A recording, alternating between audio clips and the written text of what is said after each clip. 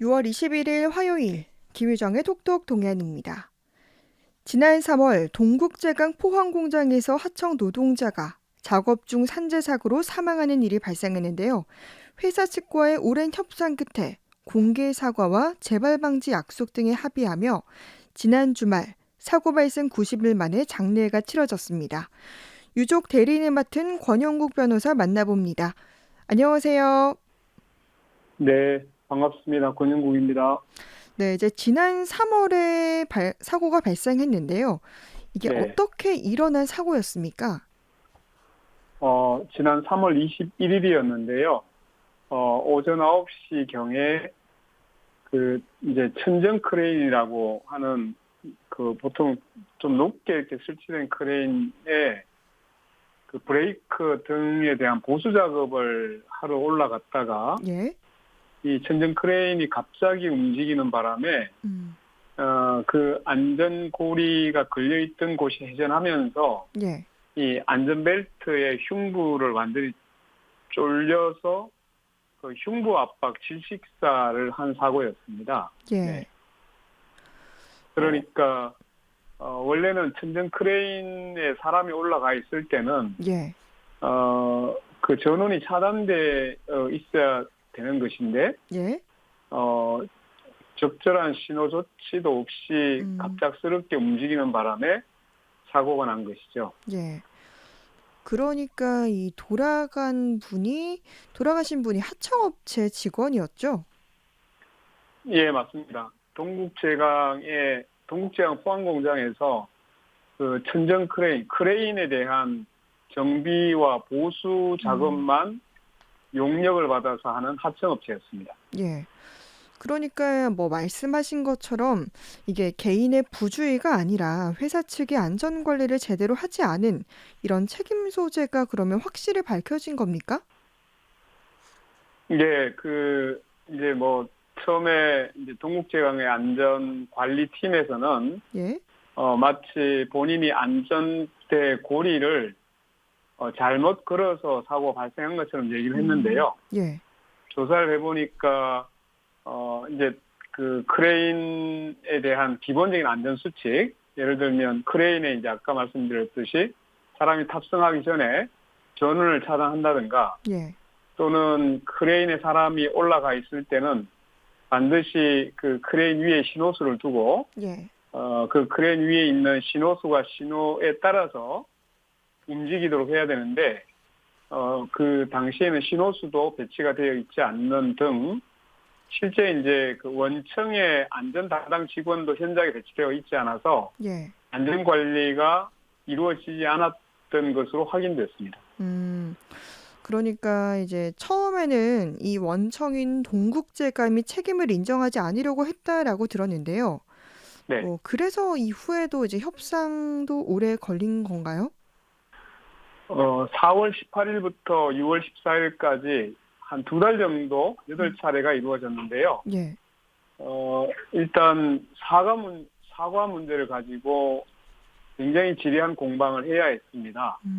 왜냐하면 그 사과 주체를 동국제강의 경영 책임자로 하는 것에 있어서부터 예. 이미 난항이 있었고 예. 또 그 무엇을 잘못했는지에 대해서 예.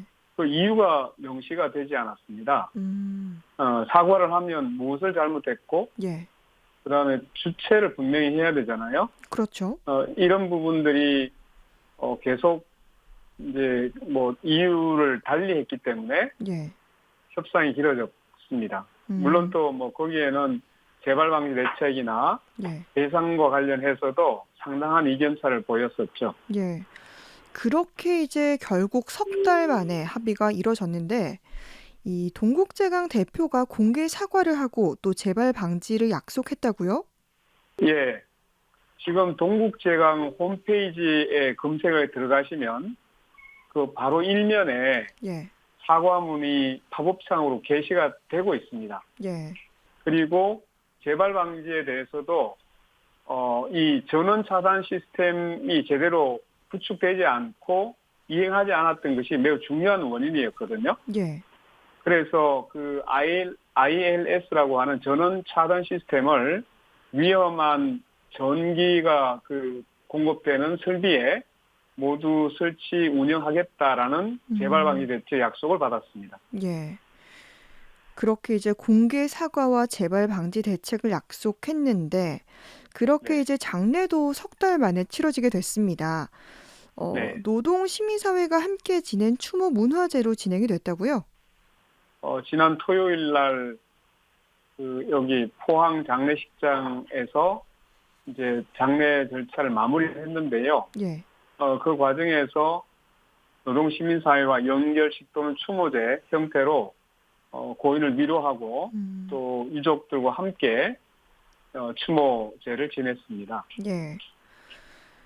그런데 이게 이제 또 유족과의 합의와는 별개로 중대재해처벌법 대상이 되는 사고기 때문에 또 이와 관련한 수사와 처벌도 진행이 되는 거죠? 예, 맞습니다. 동국제강은 뭐 그냥 얼핏 생각해도 50인 이상 사업장이라는 건 누구나 다 알 수 있잖아요. 예. 포항 공장만 460여 명의 상시 근로자가 있기 때문에 예. 적용 대상 사업장이기도 하고 예. 또 이 지금 안전보건관리 체계 구축에 있어서 상당한 문제가 있는 것으로 보이기 때문에 예. 이에 대한 수사와 처벌이 매우 중요합니다. 예. 그리고 현재 수사가 진행 중에 있는데 음. 수사 속도가 매우 지금 늦어서 상당히 뭐 여러 가지 우려를 하고 있습니다. 예. 포스코를 비롯해서 우리 지역의 철강 업체에서 이런 산재 사고가 많이 발생하고 있는데요. 그때마다 이렇게 사과하고 또 재발 방지 약속을 하지만 계속해서 이렇게 재발하는 이유가 그럼 어디에 있다고 보십니까? 포스코는 제가 기억하기로는 제대로 사과한 적이 없는 것으로 알고 있습니다. 예.